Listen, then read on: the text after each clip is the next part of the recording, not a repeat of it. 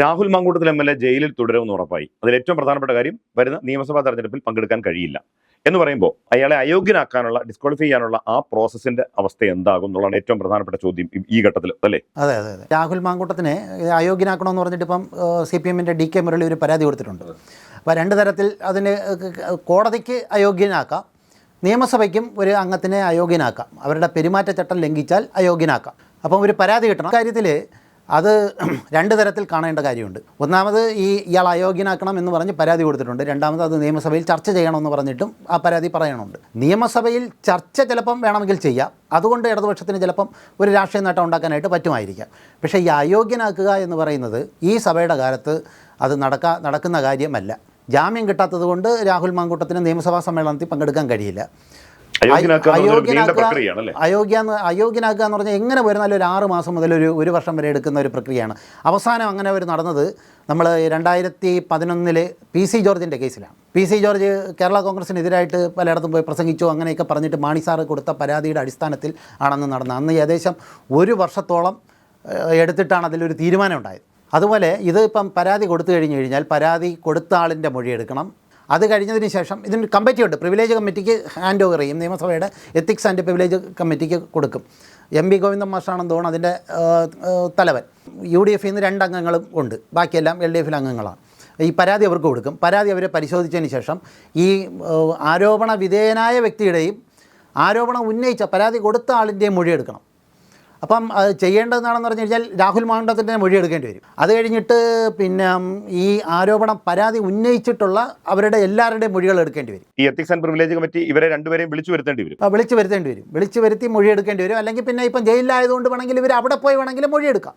മറ്റതൊക്കെ നേരിട്ടാണ്, അതായത് ഇവർക്ക് നേരിട്ട് കൊടുക്കാം, വേണമെങ്കിൽ ഒരു വക്കീലിനെ കൊണ്ട് റെപ്രസെൻറ്റ് ചെയ്യാം. അപ്പോൾ ഈ പ്രോസസ്സെല്ലാം പൂർത്തിയാക്കി റിപ്പോർട്ടുണ്ടാക്കി സഭയിൽ സമർപ്പിച്ച് സഭ അത് അംഗീകരിച്ച് പിന്നെ അതിനുള്ള പ്രമേയം സഭാനാഥൻ, അതായത് മുഖ്യമന്ത്രി പാസ്സാക്കി വേണം ഇത് അംഗീകരിക്കാൻ. ദീർഘമായ സമയം എടുക്കും. പക്ഷേ ആ നടപടിയിലേക്ക് എത്തിയില്ലെങ്കിലും ഭരണപക്ഷത്തിന് പ്രതിപക്ഷത്തിനെതിരെ ഇത് വളരെ ഫലപ്രദമായി ഉപയോഗിക്കാൻ ഈ നീക്കത്തിലൂടെ കഴിയും.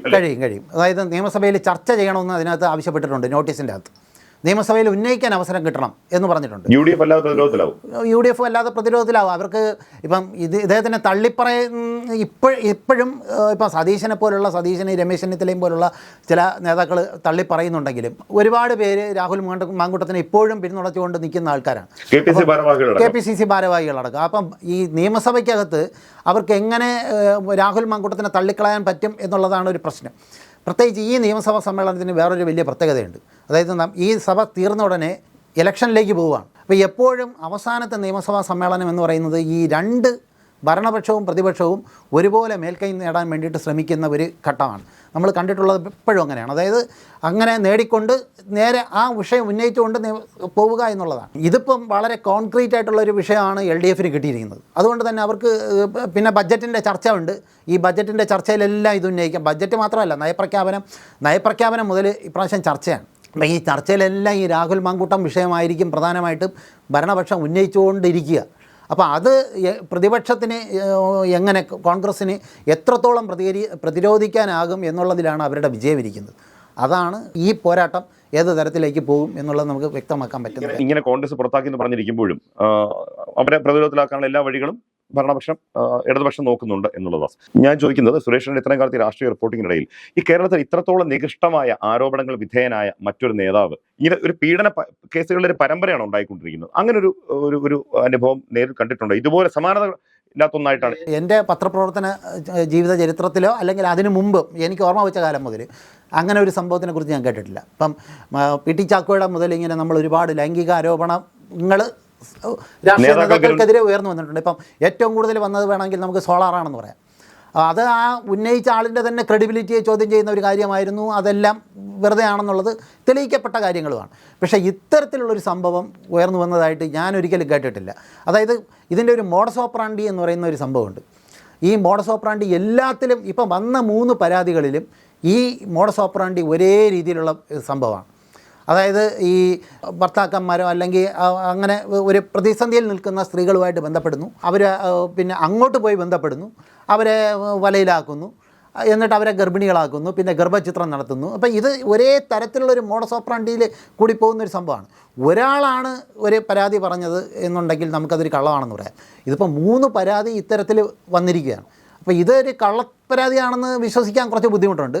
ഇതിൽ രണ്ടുപേരും വെളിച്ചത്ത് വന്നിട്ടില്ല എന്നൊരു ന്യൂനത ചൂണ്ടിക്കാണിക്കപ്പെടുന്നുണ്ട്. പക്ഷേ അതിന് ഇന്നത്തെ കോടതിയുടെ ജാമ്യവിധിയിലെ ഉത്തരവോടെ അതിനെ ഏറെക്കുറെ തീർപ്പാകുമെന്ന് തോന്നുന്നു. കാരണം വിദേശത്താണെങ്കിൽ അവരുടെ പരാതി സ്വീകരിക്കത്തക്കതാണ് എന്ന് കോടതി എന്ന് പറഞ്ഞു കഴിഞ്ഞിരിക്കുന്നു. അല്ല, അത് ഈ ഇന്നത്തെ ഈ ജാമ്യ ഹർജിയിൽ ഉണ്ടായ ഒരു ഉത്തരവെന്ന് പറയുന്നത് ഇനി ഇയാൾക്കെതിരെ ആരെങ്കിലും പരാതി കൊടുക്കണമെന്നുണ്ടെങ്കിൽ അവർക്കൊരു ധൈര്യം പകരുന്ന ഒരു സംഭവമാണ്. ഇപ്പം പലരും പേടിച്ചിരിക്കുന്ന ഒരു കാര്യമുണ്ട്, ഇത് കൊടുത്താൽ എന്താവും എന്നുള്ളൊരു പ്രശ്നമുണ്ട്. ഇപ്പം ഈ സമൂഹത്തിൽ ഇത്രയും ഭയങ്കരമായ ഒരു ചർച്ചയായി മാറിയതുകൊണ്ട് തന്നെ ഇയാൾക്കെതിരായിട്ടുള്ള ഒരു വലിയ വികാരമുണ്ട്. അത് കോടതിയും ഏകദേശം ആ ലൈനിൽ തന്നെയാണ് അത് ഉപയോഗിച്ചിരിക്കുന്നത്.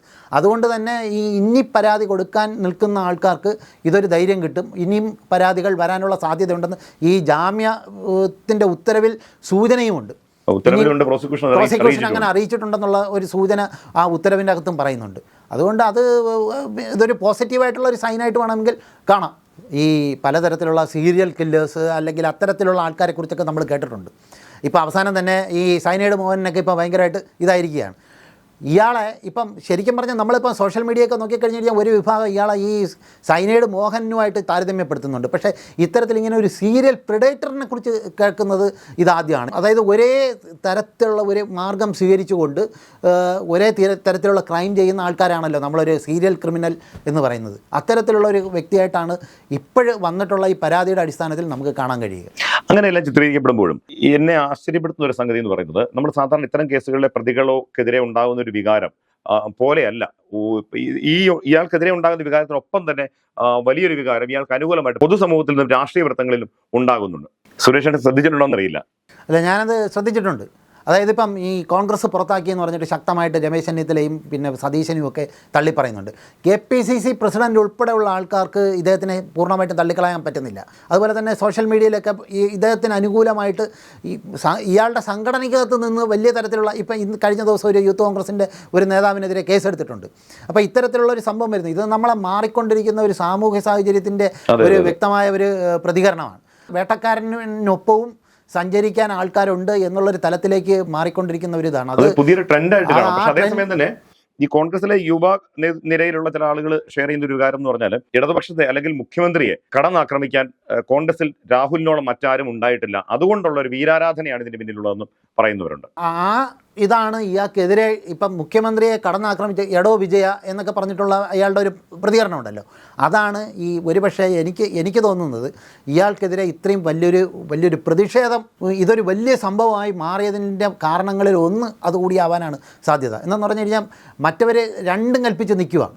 ഇപ്പോൾ DYFIയും SFIയും അതുപോലെ തന്നെ CPMും ഇയാളെ എങ്ങനെയെങ്കിലും ഇല്ലാതാക്കണം എന്നുള്ളൊരു അവസ്ഥയിൽ അവർ നിൽക്കുകയാണ്. അപ്പോൾ അവർക്ക് കിട്ടുന്ന ഒരു ആയുധമാണ് ഈ സാധനം. അപ്പോൾ ഇയാളെ പിന്തുണയ്ക്കുന്ന ഇതിൻ്റെ വ്യാപ്തി കൂടുന്നത് അങ്ങനെയാണ്. അതെ, ഇതിൻ്റെ വ്യാപ്തി കൂടുന്നത് അങ്ങനെയാണ്. ഇയാൾ ഇത്ര മോശക്കാരനായി മാറുന്നതും അങ്ങനെയാണ്. ഇയാൾ ചെയ്തത് മോശം പ്രവൃത്തിയാണ്, പക്ഷേ ഇയാളുടെ ഈ മോശത്തിന് ഇത്രയും വലിയൊരു എത്തിക്കാൻ പറ്റുന്നതെന്ന് പറയുന്നത് ഇങ്ങനെയാണ്. വളരെ പ്രതീകാത്മകമായി ഇയാൾ അറസ്റ്റ് ചെയ്യുമ്പോഴത്തേക്ക് അന്ന് ആ പത്രം കൊണ്ട് തന്നെ മറ്റേ പൊതിച്ചോറ് പൊതിഞ്ഞുകൊണ്ട് കൊടുക്കുക.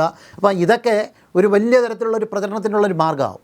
അപ്പോൾ ഇയാളെ അനുകൂലിക്കുന്ന ഒരു വിഭാഗവും ഉണ്ടായി വരുന്നുണ്ട്. ആ പ്രവണത എങ്ങനെയാണത് ഉണ്ടാകുന്നത് പോസിറ്റീവായിട്ടുള്ളൊരു പ്രവണതയായിട്ട് എനിക്ക് തോന്നുന്നില്ല. അതായത് ഒരു സ്ത്രീയല്ല, ഇതിപ്പോൾ 3 പേര് വന്നിട്ടുണ്ട്. ഇങ്ങനെ പറയുമ്പോഴത്തേക്ക് സ്ത്രീകൾ തന്നെ വന്നിട്ട് അവരെ വളരെ മോശമായി ചിത്രീകരിക്കുന്ന ഒരു അവസ്ഥ എന്ന് പറയുന്നത് അത് ഒരിക്കലും ഗുണകരമായ ഒന്നായിട്ട് എനിക്ക് ഫീൽ ചെയ്തിട്ടില്ല.